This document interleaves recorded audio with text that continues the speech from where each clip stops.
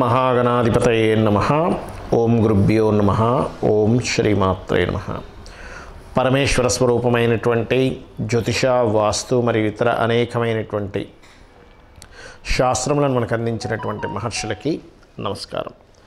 హయగ్రీవ హయగ్రీవ హయగ్రీవేతియో ఉదయేత్తస్య నిస్సరతే వాణి జహ్నుకన్యా ప్రవాహవత్. అరుణాం కరుణాతరంగితాక్షీం ధృతపాశాంకుశపుష్పబాణచాపాం అనిమాదిభిరావృతాం మయూకైః అహమిత్యేవ విభావయే భవానీం. శ్రీమాత్రే నమః. ప్రేక్షకులకి ఆ లలితాంబిక అమ్మవారి యొక్క అనుగ్రహం పరిపూర్ణంగా కలగాలని మనస్ఫూర్తిగా కోరుకుంటూ, ముఖ్యంగా ఏంటంటే ఈరోజు మనం చెప్పుకోబోయేటువంటిది ప్రతి లగ్నానికి, అంటే మనకి 12 రాసులు ఎలా ఉంటాయో 12 లగ్నాలు ఉంటాయి. లగ్నం తెలిసిన వారు లగ్నం నుంచి చూసుకోండి నేను చెప్పేది, రాశి తెలిసిన వారు రాశి నుంచి నేను చెప్పేది పాటించవచ్చు. అయితే ఈ వీడియోలో మనీ, ఫైనాన్షియల్గా అంటే ధనపరంగా మీరు అభివృద్ధి కావాలి అంటే మీ లగ్నరీత్యా లేదా మీ రాశిరీత్యా ఎటువంటి విధి విధానాలు పాటించాలి, ఏ దేవత ఆరాధన చేసుకోవాలి, గోవుకి ఏం తినిపించాలి, ఎటువంటి నియమాలు పాటించాలి అనేటువంటిది స్పెసిఫిక్గా ఒక్కొక్క లగ్నం నుంచి వస్తుంది. ఆ రకంగా మనం దీంట్లో కొంతమందికి మరి అందరికీ డేట్ ఆఫ్ బర్త్ ఉండాలని లేదు, టైం ఉండాలని లేదు, నక్షత్రం తెలియాలని లేదు. వాళ్ళు కూడా ఏం చేసుకోవాలో వీడియో ఆఖరిలో చెప్తాను. అదేవిధంగా కొన్ని కండిషన్స్ కూడా ఉంటాయి, అవన్నీ కూడా నేను మీకు చెప్తాను. సో 1 by 1గా మనం తెలుసుకుందాం. కర్కాటక లగ్నము, కర్కాటక రాశి.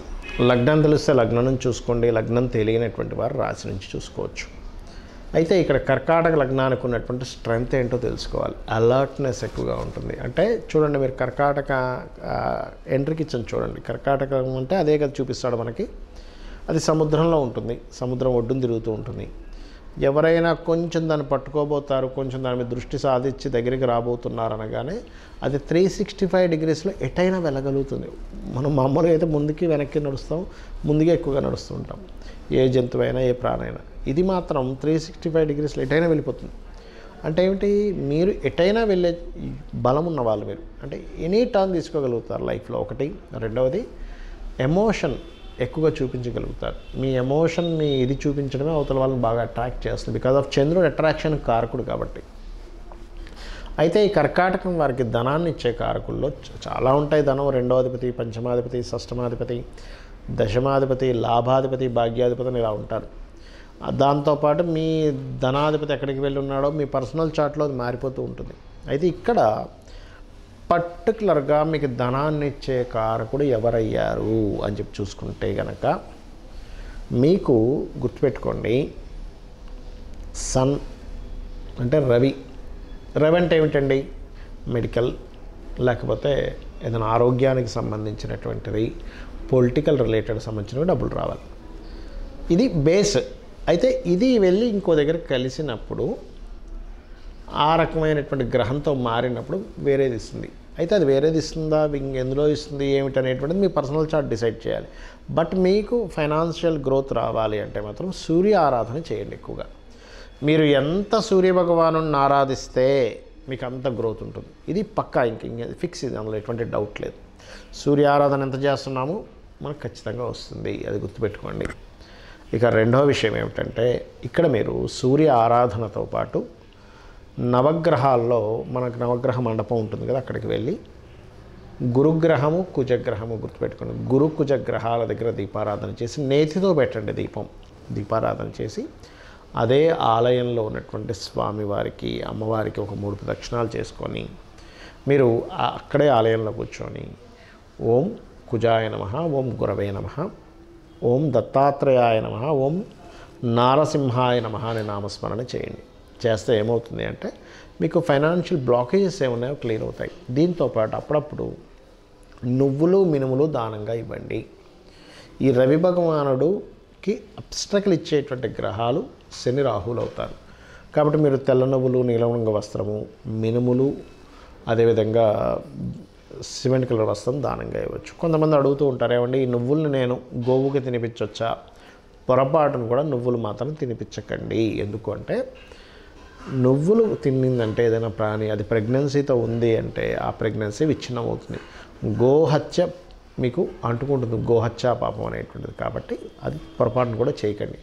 లేదండి మా దగ్గర ఎవరు దానం తీసుకునేవారు లేరు అనుకుంటే ఒక చక్కటి ఉపాయం చెప్తాను. బెల్లం తీసుకోండి, చిన్న చిన్న ఉండలుగా చేయండి. ఒక 4 బెల్లము ఉండలు తయారు చేసుకొని గోవుకు తినిపించండి. ఈ నువ్వులు మినుములు దానం ఇచ్చే ప్లేస్లో ఈ బెల్లపు ఉండలు తినిపించవచ్చు. అది కూడా దేశీవాళీ ఆవుకు తినిపించండి. ఖచ్చితమైనటువంటి ఫలితాలు మీకు వస్తాయి ఫైనాన్షియల్ పరంగా.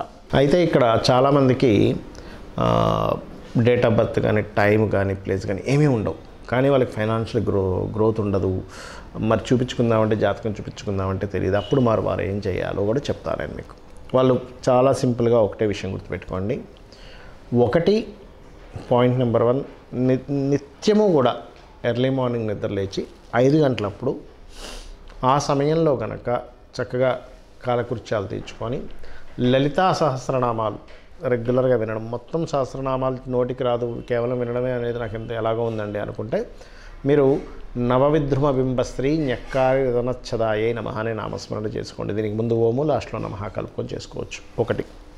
రెండవది, మీకు దగ్గరలో గోశాలలు కనుక ఉన్నట్లయితే గోవులకి చక్కగా మీరు బెల్లం ఉంటుంది, పిడికెడు బెల్లము, గోంగూర, మరియు ఇది శనివారం బుధవారం పెట్టచ్చు.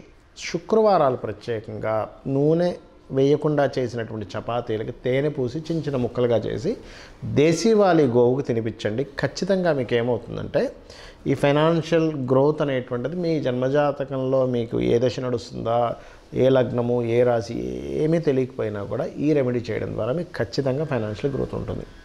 ఇక వాస్తుపరంగా కూడా మనం ఫైనాన్షియల్ గ్రోత్ ఆగిపోతూ ఉంటుంది ఒక్కోసారి మనకి. ఎందుకు అంటే, ఒకటి, వాస్తులో విశ్వకర్మ ప్రకాశిక చెప్పినటువంటి గ్రంథాల్లో ఉత్తరే నిధి సంస్థితం అని చెప్పడం జరిగింది. అంటే ఉత్తరం వైపు నిధులు పెట్టుకోవాలి.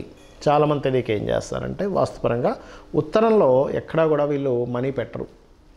అదే కాకుండా ఉత్తరంలో రెడ్ కలర్స్ వేయడము, అగ్ని సంబంధించినవి పెట్టడం, ఇలాంటివి చేస్తుంటారు. ఎల్లో కలర్స్ వేయడం, ఇవి వేయకండి. ప్యూర్ వైట్ కలర్ ఉండేలా చూసుకోండి. లోపల వైపు అంటే ఇంటి లోపల వైపు ఉత్తరం గోడకి, అలాగే ఉత్తరం మధ్యలో చిన్న లాకర్ లాంటిది పెట్టుకుని అందులో కొన్ని డబ్బులు పెడుతుండండి, లేదా చిన్న డబ్బీ పెడితేనే పెడుతూ ఉండండి. అలాగే నైరుతి బెడ్రూమ్లో నైరుతి మూలలో బీరువా పెట్టకుండా వాయువ్యం అంటే నైరుతి బెడ్రూమ్లో వాయువ్యంలో పెట్టండి, మొత్తం ఇంటికి కాదు. నైరుతి బెడ్రూమ్లో వాయువ్యంలో, అక్కడ మీకు గెయిన్స్ అండ్ ప్రాఫిట్ జోన్ అంటారు కాబట్టి అక్కడ మీరు ధనం పెట్టడం ద్వారా మీకు గ్రోత్ ఉంటుంది. నైరుతిలో కొంతమంది పెడుతుంటారు, కానీ ఏమవుతుంది, ఎందుకు వద్దు అంటున్నారంటే ఒక్కొక్కసారి మనకు కనుక టిల్ట్ 345, 350 డిగ్రీస్ ఇటు టిల్ట్ అయిందనుకోండి ఎప్పుడైనా, అప్పుడు ఏమవుద్ది, అది దక్షిణ నైరుతి అయిపోయే ఛాన్స్ ఉండి మీకు వేస్టేజ్ అవుతూ ఉంటాయి డబ్బులు. కాబట్టి వాస్తుపరంగా ఈ జాగ్రత్తలు తీసుకోండి. ఇంట్లో ఫైనాన్స్ ప్రొడ్యూస్ అవ్వడానికి ఆగ్నేయంలో పర్టికులర్గా మొక్కలు ఎక్కువగా పెంచుతూ ఉండండి. గ్రీన్ కలర్ బల్బ్ ఒకటి పెట్టండి. అలాగే స్టవ్ కింద కూడా గ్రీన్ టైల్స్ పెట్టండి. ఇప్పుడు దీనివల్ల ఏమవుతుందంటే బెనిఫిట్స్, అదేవిధంగా కుబేర స్థానాన్ని మీరు చక్కగా క్లియర్గా చేసుకుంటున్నారు, మనీ ప్రొడ్యూస్ అవ్వడానికి ప్లానింగ్ చేసుకుంటున్నారు వాస్తుపరంగా. ఈ జాగ్రత్తలు తీసుకోండి. అలాగే ఇంకొకటి ఏంటంటే ఎప్పుడైనా గుర్తుపెట్టుకోండి, మీరు మీ సబ్కాన్షియస్ మైండ్ అంటే అమ్మవారు. మీరు ఎప్పుడు కూడా నెగిటివ్ మాట్లాడే వాళ్ళతో ఫ్రెండ్షిప్స్ కానీ, నెగిటివ్గా థింక్ చేసే వాళ్ళతో మాట్లాడడం కానీ అస్సలు చేయకండి. డబ్బులు సంపాదించాలనుకునేవారు, ఎందుకంటే ఎంతసేపు వాళ్ళు ఏం చేస్తారు, ఎవడెవడైతే లాస్ అయ్యారో ప్రపంచంలో, లాభం అనేది ఖచ్చితంగా జరుగుతుంటాయి ప్రతి మనిషికి. కొంతమంది బిజినెస్లు బాగా రాణిస్తారు, కొంతమంది అద్భుతంగా చేస్తూ మరి సడన్ డౌన్ అవుతారు, రకరకాలు జరుగుతూ ఉంటాయి. నెగిటివ్ కాన్సెప్ట్ ఆలోచనలు ఉన్న వాళ్ళు ఏం చేస్తారంటే ఇక వాళ్ళు లాస్ వీళ్ళకి బిజినెస్ లేదు, వాళ్ళకి బిజినెస్ లేదు, మనకి కూడా బిజినెస్ లేదు అంటే ఎంతసేపు నెగటివ్ని వాళ్ళ మైండ్లో తిప్పుకుంటూ ఉంటారు. అటువంటి సర్కిల్లో మీరు వెళ్ళినట్లయితే మీకు కూడా అదే స్టార్ట్ అవుతుంది. అలా కాకుండా పాజిటివ్ థింకర్స్ ఎప్పుడు మీ చుట్టూ ఉండాలి. మీరు ఎప్పుడు కూడా ఒక పుస్తకం పెట్టుకొని చక్కగా దాంట్లో ఇవాళ నేను నా టాలెంట్, నా స్కిల్స్ ఎంత పెంచుకుంటున్నాను. ఎప్పుడైనా గుర్తుపెట్టుకోండి, ఫైనాన్స్ అనేది దేంతో లింకప్ అయి ఉంటుందంటే మీ స్కిల్స్తో లింకప్ అయి ఉంటుంది. సో స్కిల్స్ పెంచుకునే పని చేయండి. నేను ఇంకా ఏ స్కిల్స్ పెంచుకోవాలి, బికాజ్ ఆఫ్ ప్రతి సొసైటీకి కావాల్సింది ఏంటంటే నాకు పలానా స్కిల్స్ ఉన్న వ్యక్తిని నేను పెట్టుకుంటాను, నేను ఉద్యోగంలో తీసుకుంటాను అని అనుకుంటూ ఉంటాడు, వాళ్ళని కన్సల్ట్ అవుతాను అనుకుంటూ ఉంటాడు. స్కిల్సే ధనము అనే విషయాన్ని మీరు అర్థం చేసుకోవాలి. స్కిల్స్ లేకపోతే నిర్ధనము. అది ఎటువంటి స్కిల్స్ అయినా, ప్రపంచానికి ఎటువంటి స్కిల్స్ అవసరం, ఇప్పుడు ఏ నీడ్లో ఉంది దాంట్లో ఆలోచించండి. ఇంకొకటి ఏంటంటే మీరు ఏదైనా ఒక బిజినెస్ చేయాలనుకుంటే పర్టికులర్గా మీ పర్సనల్ చార్ట్లో మీకు ఏ గ్రహం ధనం ఇస్తుంది ఈజ్ మోస్ట్ ఇంపార్టెంట్. ధనాన్ని ఇచ్చే గ్రహం ఎవరు, మీకు యాక్టింగ్ మూలంగా ఉందా, ఫైనాన్స్ మూలంగా ఉందా, ఫుడ్ మూలంగా ఉందా, కమ్యూనికేషన్స్ మూలంగా ఉందా, రియల్ ఎస్టేట్ మూలంగా ఉందా, క్రియేటివ్ మూలంగా ఉందా, లేకపోతే కొంతమంది చూడండి మ్యారేజ్ బ్యూరోస్ పెడుతూ ఉంటారు, లేదా రీసెర్చెస్ చేస్తుంటారు, డయాగ్నోటిక్ సెంటర్స్ ఉంటాయి, schools, colleges, consultancy centres, job consultancy centres, అబ్రాడ్కి పంపించేవి. ఇలాగా 12 భావాలకు సంబంధించి ఉంటుంది. ఆ 12 భావములలో మీకు ధనాన్ని ఇచ్చే గ్రహం ఎవరయ్యారు, ఎవరికి పోర్ట్ఫోలియో వచ్చింది, ఎవరి ద్వారా మీకు డబ్బులు వస్తాయి ఈజ్ మోస్ట్ ఇంపార్టెంట్. ఇది తెలుసుకోండి ముందుగా. చాలామంది మిస్టేక్ ఎక్కడ అవుతారంటే ఎప్పుడు డబ్బులు వస్తాయి, వేటి ద్వారా డబ్బులు వస్తాయి, ఎప్పుడు డబ్బులు పోయే యోగం ఉందని చాట్లో తెలుసుకొని చేసేవాళ్ళు ప్లానెడ్గా వాళ్ళు సక్సెస్ అవుతారు. అది తెలియని వాళ్ళు ఇబ్బంది పడతారు. సింపుల్. ఎలా అంటే మనం రోడ్డు మీద నడుస్తున్నాము, అక్కడేదో ముళ్ళు ఉంది, అలాగే నడుచుకుంటూ వెళ్ళాము, ముళ్ళు కాలు గుచ్చుకుంటుంది. చూసి పక్క నుంచి వెళ్ళాము, మనకు ముళ్ళు గుచ్చుకోదు, ఇబ్బంది పడము. సేమ్ యాజ్ ఇట్ ఈజ్ కాలం అనే ప్రయాణంలో ఎప్పుడు ఎక్కడ మనకి ధన సంబంధించిన ఇబ్బంది వస్తుంది, ఎక్కడ మనకి గ్రోత్ ఉంటుంది, ఈ పాయింట్ యాస్ట్రాలజికల్గా చాలా స్పష్టంగా ఉంటుంది. ఇది కనుక తెలుసుకోగలిగితే అద్భుతాలు సాధించగలుగుతారు. అలాగే వీలున్నప్పుడల్లా కూడా మీరు గుర్తుపెట్టుకోండి, ఇంట్లో ప్రత్యేకంగా కనీసం 6 నెలలకు ఒకసారైనా, సంవత్సరానికి ఒకసారైనా చిన్న హోమం ఏదైనా చేయించుకుంటూ ఉండండి. ఎందుకంటే ఇంట్లో ఉండే నెగటివ్ ఎనర్జీ ఫామ్ అయ్యేటువంటిది పోతుంది.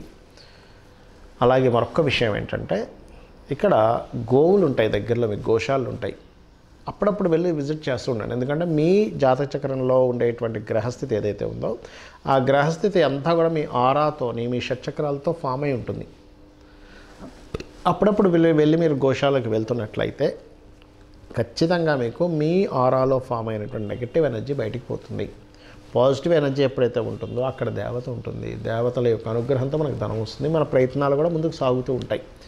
ప్రయత్నం చేస్తుంటే ఒక్కోసారి కొంతమంది సాగదు, చూసారు అది. కాబట్టి ఇవి చేయండి, ఖచ్చితంగా మీరు ఫైనాన్షియల్గా మంచి గ్రో అవుతారు.